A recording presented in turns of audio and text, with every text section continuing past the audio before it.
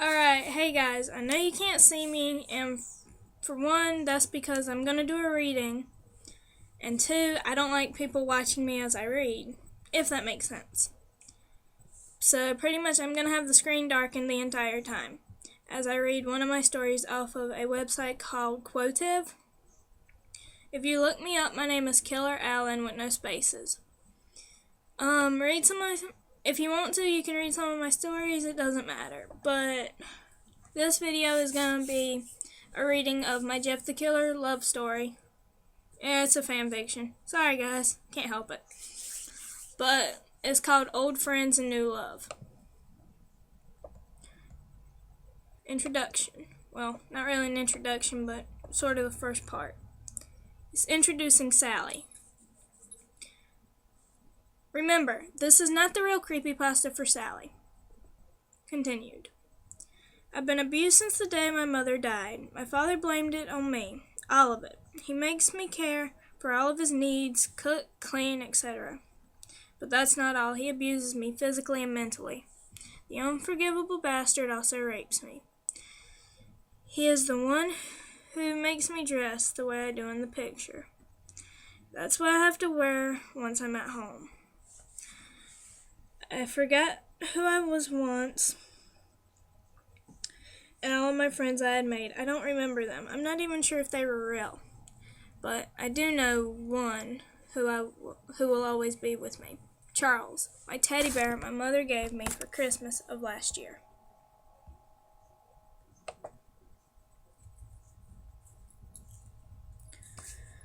Chapter 1. Another long week. Sally's point of view. It was Saturday. I woke up that morning. I felt faint. There was a knot on my head and blood on my bed. What happened last night? I whispered, getting up. I quickly made my way to the bathroom to clean myself up. I washed off the blood, cleaned my wounds, and took a shower. Afterwards, I put on the usual, a skin-tight, short, strapless black dress with fishnet hose and black heels. Kind of looked like the ones a stripper would wear. Not one of my favorites, but I was made to wear it. I made my way out of the bathroom, down the stairs, and into the kitchen. I made eggs, bacon, and pancakes. I put syrup and butter beside it for my father to use as he wanted. I took it back upstairs to see my father standing at the top. Finally, my food, he said in a gruff voice, and looked at me. You look good. I'll be sure to get you later, he said, pushing me down the stairs with a creepy, unsettling smile, and walking back into his room, closing the door. I got up. That was nothing compared to the other times I blacked out and had to go to the hospital. I stood up, making sure not to fall because of my heels. When I was steady, I made my way back upstairs and into my room. I had to fix the heels before I got in trouble, even though he was the one who made me break them. I grabbed a nail and a hammer to hammer the nail in place. Hammer the nail off. Pretty much to hammer the heel back in place. I noticed my window open but paid no mind to it. I had finally got my heels fixed and walked over to the window. I whispered, looking out. I wish I could just leave and never come back to this place, slowly closing it so it would not make a sound. I walked out just in time to be pulled into his room by my hair. I whimpered. Oh, shut up, slut, my father said, pushing me onto the bed and slapping my face. Okay, guys, there's a little finishing part to this chapter, but I'm not going to read it for the ones who may be younger, because, If you want to read the finishing part to this, because it's kind of graphic, look me up on Quotive and read it for yourself. Sorry, guys. Chapter 2, Saturday night. I woke up about an hour later. I was bruised and bloodied, but I was not in his room. I was back in my room. I slowly leaned up. The clock said 1:26 p.m., meaning he was drunk and passed out. The window was open once again. I didn't care, though.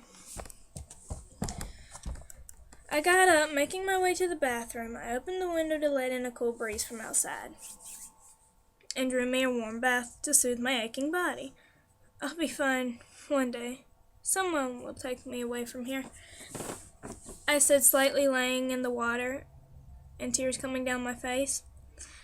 After a little while of just laying there, I opened my eyes to see a figure standing above me, looking at me, with eyes with no eyelids. That creepy cut smile across his face, the blood-stained hoodie. I knew who it was. I gasped. "Hello there, Jeff," I said, looking at him. He looked at me with a confused look across his face. "It appears you have found me. Took you long enough," I said, standing up and wrapping a towel around me. "What do you mean?" he said, pushing me to the wall. "I don't know who you are, girl," he said with a knife against my neck. "It appears you forgot then," I said with a sad look and pushed the knife away and walked into my room. I laid down. I forgot to close the window, I said, getting back up, making my way to the bathroom and closing the window. Walking back to my room, I look at the open window only to see Jeff at the end of my driveway, staring at me.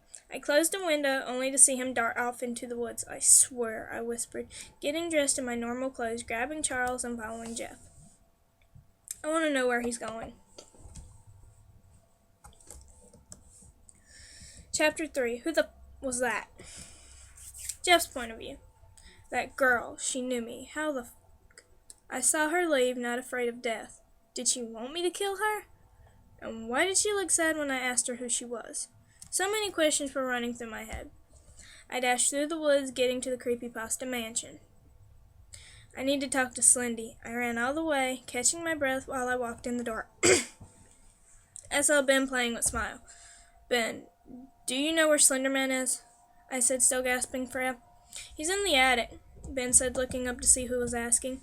I ran to the attic. "Slendy!" I called out, looking in his room. No answer. "Slendy!" I said louder. Still no answer. "Slenderman, where the are you?" I yelled.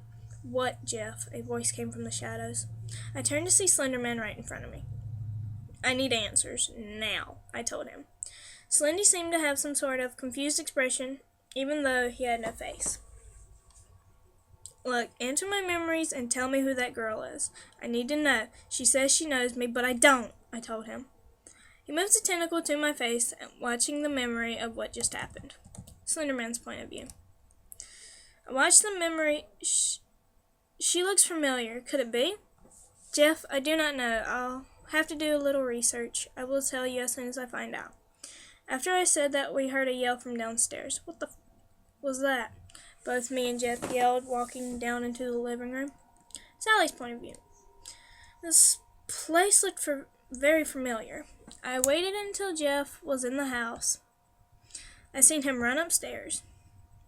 Me and Charles slowly approached the mansion.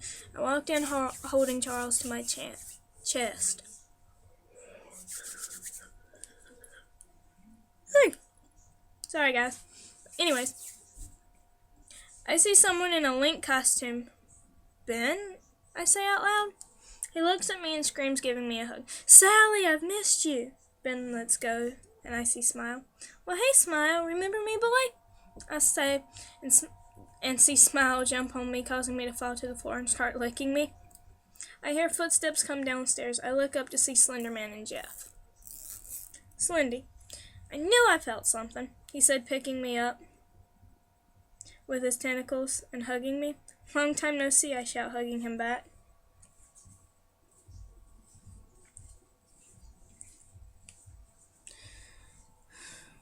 "Jeff, I've said it once and I'll say it again.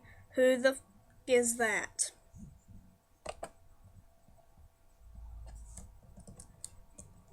Chapter 4. I have to go now. Sally. I looked at him with a blank expression. "He's serious, ain't he?" I said out loud. Slendy and Ben nodded. I sighed. "Oh well, don't tell him. He'll figure it out sooner or later. But I've got to go. Guys, I'm glad seeing you again," I said, picking up Charles and walking to the door. Ben. "But you just got here," I told Sally. "Yeah, I know, Ben, but I've got to get home before my father wakes up." She said, "Why, though?" I asked her with a confused look. All she did was sigh, and I kept walking. "It seems too hard for her to talk about it, Ben. Leave her, babe. She'll tell us soon enough." I heard Slender Man say from behind me. I sure hope so, I responded, turning back to Smile. Come on, boy, let's go play some more, I said. Smile was hesitant. Smile stayed hesitant and then broke. He saw Sally walk out the door and disappear into the woods. He rushed out of the door following Sally. I yelled out, Smile, what are you doing? Come back! But Smile did not listen. Smile. I ran after her. It had been years since I've seen her. I remember her too well. I ran and followed her to see what was going on at her home. Sally. I looked at my watch. I'd been there for hours and didn't even realize it. It was now 5:45, and he wakes up at 7. I don't have long to get home, showered, and breakfast made. I ran, finally getting to the edge of the woods. I seen my house and ran up.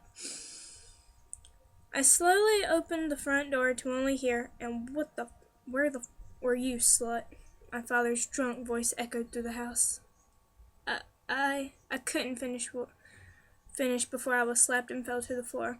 I heard a growling before I blacked out. That was the last thing I saw was Smile.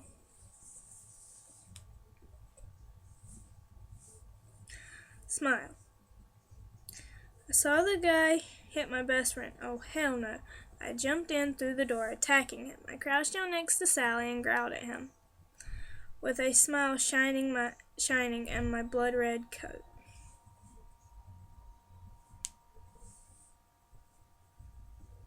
A terrified look came across his face. You fucking mutt, he screamed, falling over himself to get up, running himself back upstairs and locking his door. I looked at my best friend and laid beside her for protection, at least until she woke up.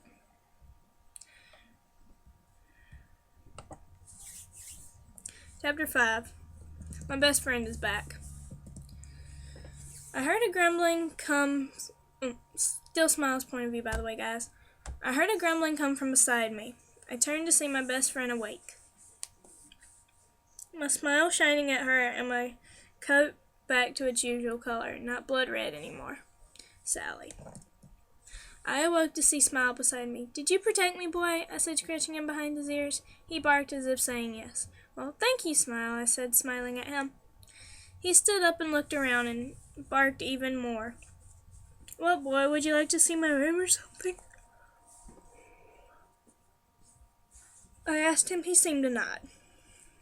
So we went upstairs and into my room. He seemed to be scratching around and howled. I had a confused look. He appeared in front of me with sad puppy eyes. You want me to come back, don't you? I said. He jumped around and barked. Aw, okay, little buddy. I told him to getting some of my things together and walking out of my room, Smile by my side. Go yourself, you awful bastard, I yelled, running out the door, with Smile by my side and my stuff on my back. We ran into the woods and back to the mansion. God, it's been a long time. I'm glad to be back, I said, smiling, gazing at the mansion. Hey, Smile, is my old room still here? He nodded. And I ran into the house, me following behind him. I walked into my room to see Smile laying on my bed. I rearranged my room and placed my stuff that was in my bag. I looked around, placing Charles on my bed and changing into my usual pink mud-stained dress, letting my curly brown hair down, taking my brown contacts out, showing my green eyes. The wound in my head had opened back up. As blood ran down my face, my eyes lit up and I grabbed Charles. Play with me, I said, giggling. Smile lit up and howled. I laughed. It's good to be home, I said, falling onto my bed and petting Smile. Okay, guys, so it's about to be 15 minutes, and that was the first 5 chapters, and there's like 18 of them. But I will do some more reading, and thanks for staying.